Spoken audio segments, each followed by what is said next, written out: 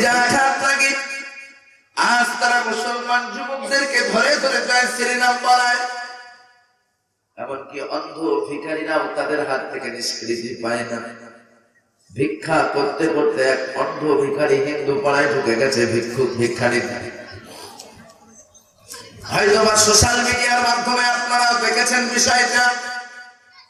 অন্ধ ভিখারি হিন্দু পাড়ায় ঢুকেছে, মাথায় টুপি নিয়ে ভিক্ষা করতে করতে হিন্দু পাড়ায় যখন ঢুকেছে, মালৌরের বাচ্চা চারটে সান্তাল যুবক তার কাছে গিয়েছে, বলছে জয় শ্রীরাম বল।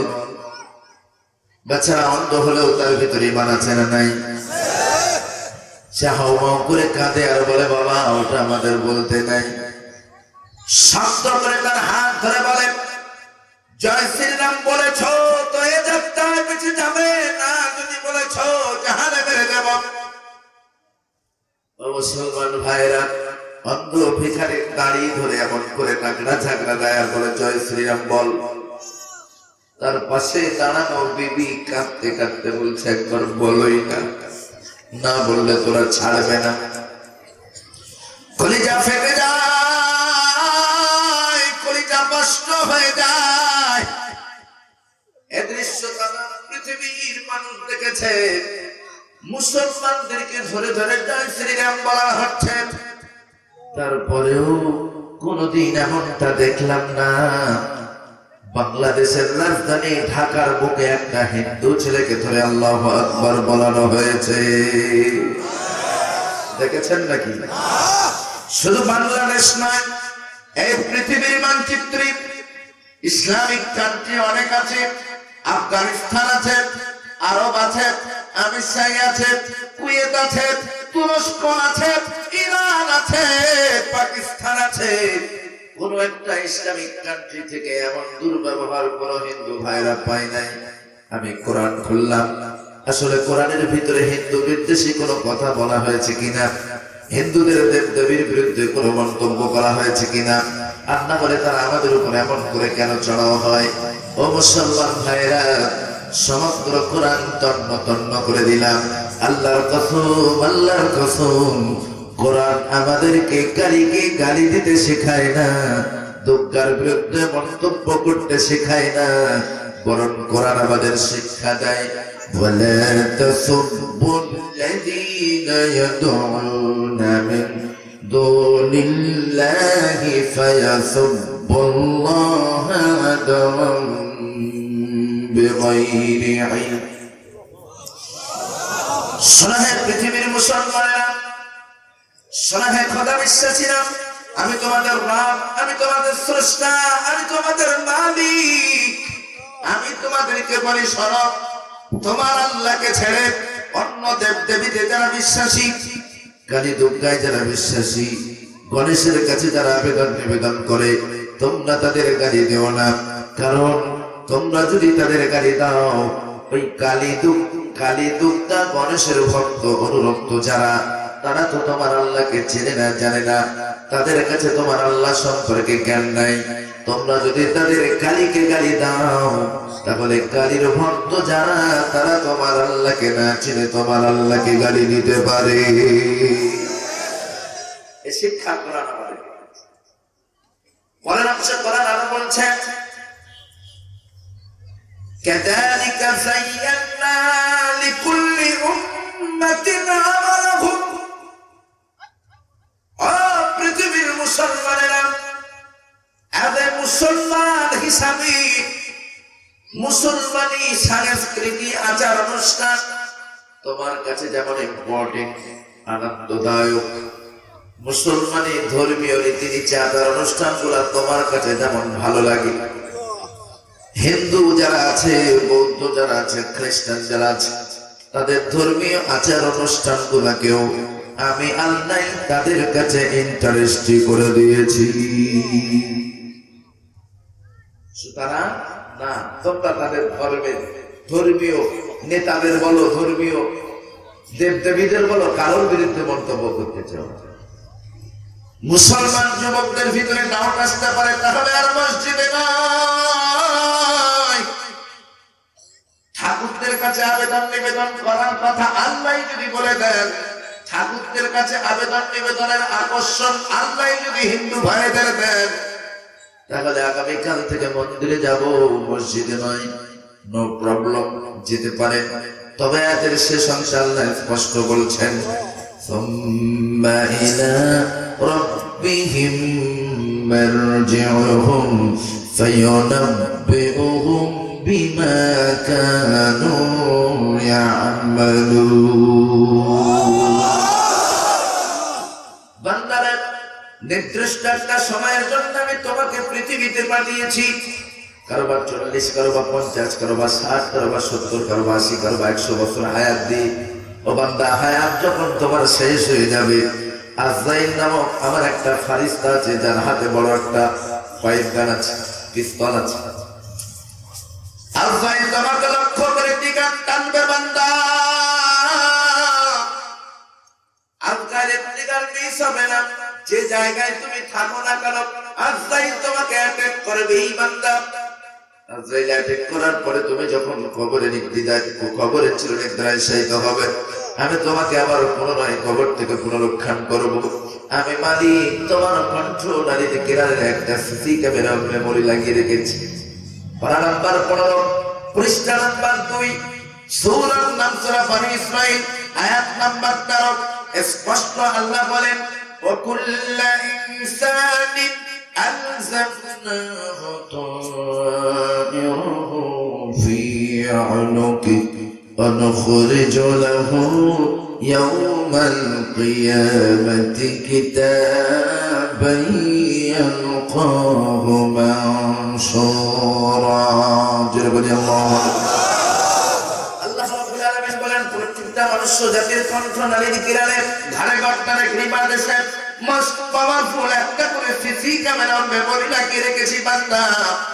সারাটা জিন্দেগি কতবার আমি মালিক আমাকে সেজদা দিয়েছ, তাহাজ্জুদের ওয়াক্তে সিজদায় পড়ে কতবার আমাকে আল্লাহ বলে ডেকেছো বান্দা। হুবহু ডেট বাই ডেট আমি ভিডিও সহ রেকর্ড করে রেখেছি, যেগুলাকে ওপেন করে দেবো কিয়ামতের দিন। কিতাবান ইয়ালকাহু মানশুরা, একেবারে কিতাব আকারে। বান্দা, আমি তোমার আমলনামায় যখন আমার সিজদা দেখবো বান্দা, আমি যখন দেখবো তোমার আমলনামাটা আমার সিজদায় পরিপূর্ণ আছে বান্দা, আমি মালিক তোমাকে ডিরেক্ট জান্নাতুল ফিরদাউস দিয়ে দেব।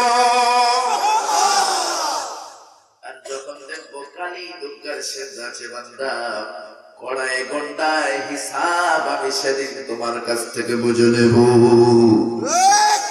তবু বান্দা, তুমি কালীকে গালি দিও না, দুর্গাকে গালি দিও না, গণেশের বিরুদ্ধে মন্তব্য করো না। এ শিক্ষা কোরআনে কারীম আমাদেরকে দিয়েছে।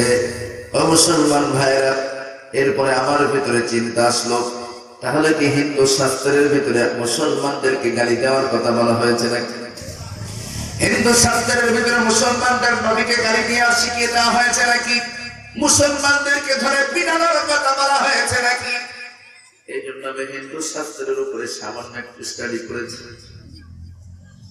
হিন্দু শাস্ত্রের ভিতরে মুসলমানদের গালি দেওয়ার কথা বলা নাই, মুসলমানদের পিটানোর কথা বলা নাই, মুসলমানদের নবীকে গালি দেওয়া হয় না।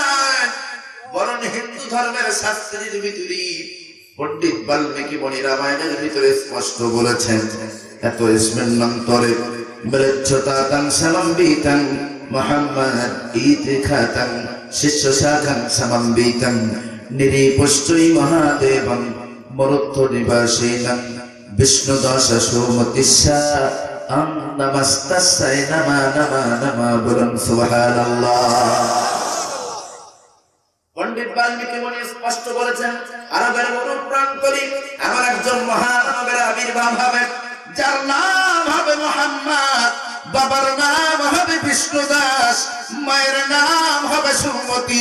যে মহামানব আরবের অনুপ্রান্তে জন্মগ্রহণ করে তামাম পৃথিবীর মানচিত্রে সুনাম সুযশ সুখ্যাতি অর্জন করবে। পণ্ডিত বাল্মীকি মুনি আমার নবীর ভবিষ্যৎবাণী করে গেল। ভাবতে অবাক লাগে, সেই বাল্মীকি মুনির ভক্তরাই বর্তমানে মুসলমানদের বিরোধীদের পিতায়, মুসলমানদের ইমান বিশ্বনবীকে গালি দেয়। তারপরেও হে বাংলার দামালেরা, আজ আমি আপনাদের কাছে বলতে চাই, কোরআন যেহেতু ঠাকুরকে গালি দেওয়া আমাদের শেখায় না, পশ্চিমকালেও কোন হিন্দু ভাইকে গালি দিতে যাবেন না। মনে থাকবে তো? তারা আমাদের মসজিদ থেকে মন্দির ভাঙলেও, তারা আমাদের মসজিদ থেকে মন্দির বানালে, অর্থাৎ তাদের মন্দির থেকে মসজিদ বানাতে যাবেন না। এই জায়গায় ইসলামের সঙ্গে অন্য ধর্মের মানুষদের পার্থক্য। বরং আজ আমি আপনাদের কাছে রিকোয়েস্ট করব, আল্লাহ নবীর আদর্শে আপনি আদর্শিত হন, আল্লাহ নবীকে অনুসরণ ইত্তেবা পুঙ্খানুপুঙ্খানুভাবে করুন। আল্লাহর কসম হিন্দু ভাইদেরকে দামাত দেওয়া লাগবে না। হিন্দু ভাইরা আপনার চরিত্র দেখে আলটিমেটলি নির্দ্বিধায় মুসলমান হতে থাকবে ইনশাআল্লাহ।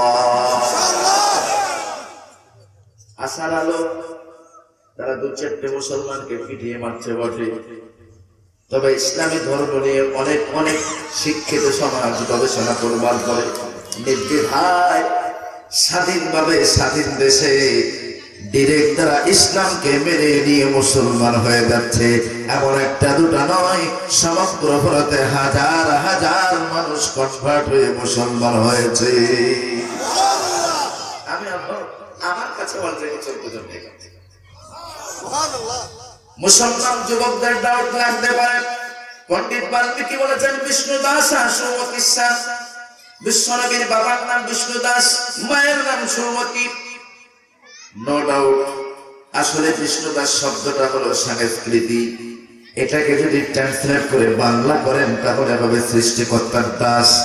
এই সৃষ্টিকর্তার দাস শব্দটাকে আবার যদি আপনি ট্রান্সলেট করে আরবি করেন, অটোমেটিক্যালি হয়ে যাবে আব্দুল্লাহ। বলুন সুবহানাল্লাহ। সুমতি তার মায়ের নাম।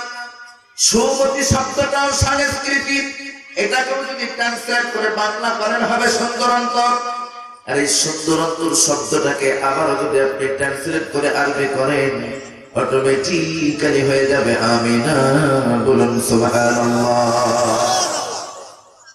ও মুসলমান ভাইরা, ভারতের মুসলমানদের নির্যাতনের কথা আপনাদের কাছে বলা, অর্থাৎ আপনাদের কাছে বিচার দিতেছে যেমনটা নয়, আপনাদের কাছে বিচার দিতে আমার দেশের সেনাবাহিনীর সংখ্যা যা আপনার দেশের জনগণের সংখ্যাও তা নয়। সুতরাং আপনাদের কাছে বিচার দেওয়া মানে বিচার দিতে আসি নাই, তবে আপনাদেরকে দাওয়াত দিতে এসেছি। নলে ভার কোশ্চিন কালেও না, তারা আমাদের মসজিদ ভাঙলেও আপনার মন্দির ভাঙবেন না। তারা মুসলমানদেরকে পিটালেও আপনার হিন্দুদেরকে পিটাবেন না। বরং হিন্দু ভাই যে কটা আপনাদের মাঝে আছে সেগুলাকে আমানত হিসাবে দেখেন, তাদের সঙ্গে ভালো ব্যবহার করেন, ভালো আচার অনুষ্ঠানে তাদেরকে ইনভাইট করেন, তাদের গায়ে মাথায় হাত বলান, বিপদে আপদে মুসিবতে পাশে দাঁড়ান, যাতে করে মানবের বাচ্চারা কোনোদিন এমনটা না বলতে পারে বাংলাদেশে হিন্দুরা মার খায়, এই জন্য আমরা ভারতে মুসলমানদেরকে মারি। কথাটা মাথায় রাখবে তো? আর ইসলাম তো এই শিক্ষা আমাদের দেয় না।